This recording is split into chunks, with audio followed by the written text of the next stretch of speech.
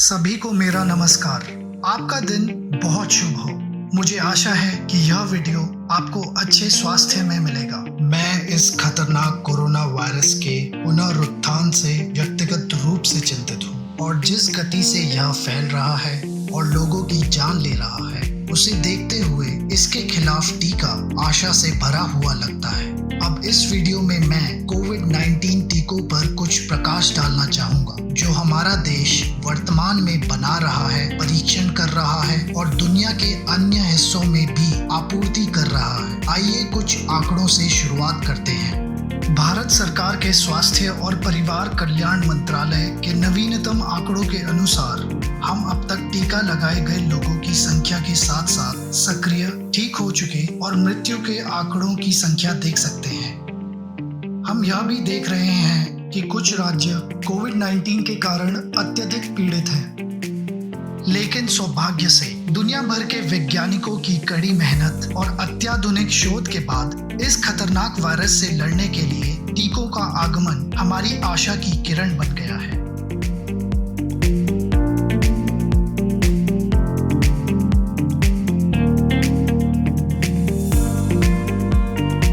जैसा कि हम जानते हैं, वर्तमान में पूरे भारत में 2 टीके उपलब्ध हैं, तो चलिए पहले उनके बारे में जान लेते हैं। कोवैक्सिन, कोड नाम BBV152, हमारी स्वदेशी वैक्सीन है, जिसे हैदराबाद स्थित भारत बायोटेक ने एक निष्क्रिय वायरस प्लेटफॉर्म पर बनाया है। इसके लिए 2 इंट्रामस्कुलर इंजेक्शन के खुराक की आवश्यकता होती है और यह 78% प्रभावकारी है। इसकी वार्षिक निर्माण क्षमता 70 करोड़ टीके है। कोवैक्सिन को 11 मार्च 2021 को आपातकालीन स्थिति में प्रतिबंधित उपयोग की अनुमति मिली है। अगला टीका है कोविशील्ड, जिसका कोड नाम AZD1222 है, जो ऑक्सफोर्ड एस्ट्राजेनेका वैक्सीन का भारतीय संस्करण है। यह सीरम इंस्टीट्यूट ऑफ इंडिया द्वारा एस्ट्राजेनेका और यूनिवर्सिटी ऑफ ऑक्सफोर्ड के सहयोग से गैर प्रतिकृति चिंपैंजी एडिनोवायरस वेक्टर के प्लेटफॉर्म पर बनाया गया है। इसकी 2 खुराक इंट्रामस्कुलर इंजेक्शन के माध्यम से दी जाती है और 2 खुराक के बीच के समय के अंतराल के आधार पर 70 से 80% के प्रभाव का वादा करता है। सीरम इंस्टीट्यूट ऑफ इंडिया में प्रति वर्ष कोविशील्ड की 84 करोड़ से 120 करोड़ टीकों के उत्पादन करने की क्षमता है। इसे इस साल 3 जनवरी को आपातकालीन स्थिति में प्रतिबंधित उपयोग की अनुमति मिली है। अब हम बहुप्रतीक्षित स्पुतनिक V के बारे में बात करते हैं, जिसका कोड नाम गैम कोविड वैक है और जिसे परीक्षण और बिक्री के लिए डॉक्टर रेड्डीज द्वारा भारत में आयात किया गया है। इसे जल्द ही कुछ कंपनियों के साथ डॉक्टर रेड्डीज द्वारा निर्मित किया जाएगा। यह एक गैर प्रतिकृति मानव एडिनोवायरस वेक्टर प्लेटफॉर्म पर विकसित किया गया है और इसमें दिए जाने वाले दोनों टीकों में अलग अलग एडिनोवायरस का उपयोग हुआ है। यह 91.6% का प्रभाव दिखाता है और इसे इंट्रामस्कुलर इंजेक्शन के माध्यम से दिया जाता है। इसकी उत्पादन क्षमता का लक्ष्य प्रति वर्ष 35.2 करोड़ टीके हैं। स्पुतनिक V को 13 अप्रैल 2021 को आपातकालीन स्वीकृति मिली है और आयातित टीकों की पहली खेप 1 मई 2021 को भारत पहुंच गई है। आने वाले दिनों में इसके लॉन्च होने की संभावना है। और अब अंत में हम भारत में आने वाले टीकों की बात करते हैं।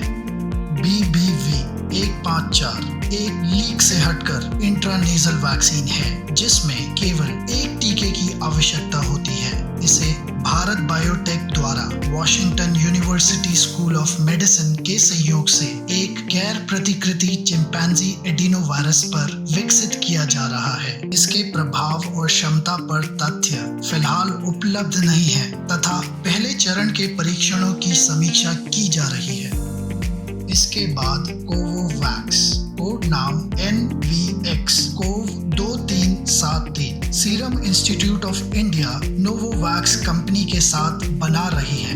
प्रोटीन सब यूनिट प्लेटफॉर्म के आधार पर बने इस टीके को 2 इंट्रामस्कुलर इंजेक्शन द्वारा दिया जाता है और मूल कोरोना वायरस के खिलाफ 96.4% के अद्भुत प्रभाव का वादा करता है। सीरम इंस्टीट्यूट ऑफ इंडिया का लक्ष्य प्रति माह 4 से 5 करोड़ टीके बनाने का है और अगर नोवावैक्स अमेरिकी नियामक से प्राधिकार प्राप्त करता है तो सीरम इंस्टीट्यूट ऑफ इंडिया एक आपातकालीन लाइसेंस के लिए आवेदन करने पर विचार करेगा। कोवोवैक्स तीसरे चरण के परीक्षण मई 2021 में होने की संभावना है और सितंबर 2021 तक लॉन्च होने की उम्मीद है।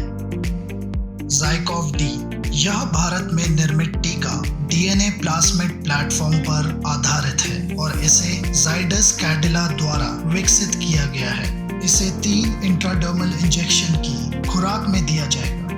इसका प्रभाव अभी तक उपलब्ध नहीं है तथा सालाना 24 करोड़ टीके बनाने की योजना है। अच्छी खबर यह है कि इसका उत्पादन इस साल 23 अप्रैल से आरंभ हो चुका है। परीक्षण के प्रारंभिक डेटा की उपलब्धता के आधार पर कंपनी मई 2021 के अंत तक इसके उपयोग के लिए एक आपातकालीन स्वीकृति की मांग कर सकती है। इस टीके की जून 2021 में लॉन्च होने की संभावना है। 4 बायो-ई टीके बेकॉफ 2A, 2B, 2C और 2D baler college of medicine और डायनावैक्स टेक्नोलॉजीज कॉरपोरेशन के सहयोग से बायोलॉजिकल ई नामक कंपनी जो कि वैक्सीन व्यवसाय में प्रवेश करने वाली पहली निजी भारतीय कंपनियों में से एक है के द्वारा विकास की प्रक्रिया में है। इन पुनः संयोजक प्रोटीन टीकों में SARS-CoV-2 रिसेप्टर बाइंडिंग डोमेन होता है और इसे 2 टीकों में इंट्रामस्कुलर इंजेक्शन के माध्यम से दिया जाएगा। बायो-ई 1 महीने में 7.5 से 8 करोड़ टीकों का उत्पादन की क्षमता रखता है और इसके तीसरे चरण का परीक्षण जल्द ही शुरू हो जाएगा, जिससे अगस्त 2021 तक इसके लॉन्च होने की संभावना है। HGCO19 HDT बायोटेक कॉरपोरेशन के साथ जेनोवा बायोफार्मास्यूटिकल्स द्वारा भारत का पहला स्वदेशी mRNA प्लेटफॉर्म कोविड-19 टीका होगा। यह टीका 2 बार इंट्रामस्कुलर इंजेक्शन के माध्यम से दिया जाएगा और इसका प्रभाव अभी उपलब्ध नहीं है। जेनोवा की सालाना 36 करोड़ टीकों की उत्पादन क्षमता है और दोनों 1-2 चरण परीक्षणों का नामांकन शुरू किया गया है।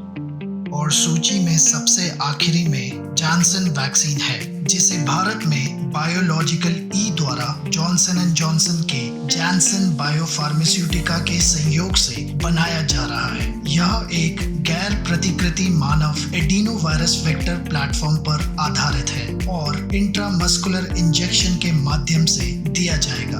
जॉनसन अपनी एक खुराक वाले टीके की वजह से बाकी टीकों से अलग है और 66% का प्रभाव दिखाता है। विश्व स्वास्थ्य संगठन के अनुसार व्यापक रूप से इस्तेमाल किए जाने वाला कोविड-19 वैक्सीन जो कम से कम 50% प्रभावी है, महामारी को नियंत्रित करने में मदद कर सकता है।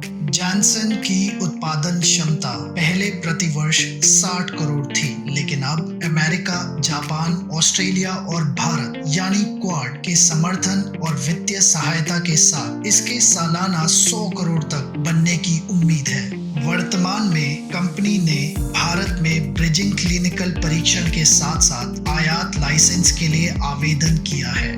ब्रिजिंग परीक्षण एक क्लिनिकल परीक्षण है जहां नियामक कंपनी को केवल एक टीके की सुरक्षा और प्रतिरक्षण क्षमता स्थापित करने के लिए प्रतिभागियों की एक छोटी संख्या, आमतौर पर लगभग 1000 को नामांकित करने के लिए कहता है। इसे किसी वैक्सीन की प्रभावकारिता का परीक्षण करने की आवश्यकता नहीं है, जो पहले से ही एक अन्य क्लिनिकल परीक्षण में स्थापित है। अंत में मैं यह कहना चाहूँगा कि हमें कोविड-19 के खिलाफ अपनी लड़ाई में दृढ़ रहना चाहिए। टीका लगवाना हमारे शस्त्रों का सिर्फ एक हिस्सा है।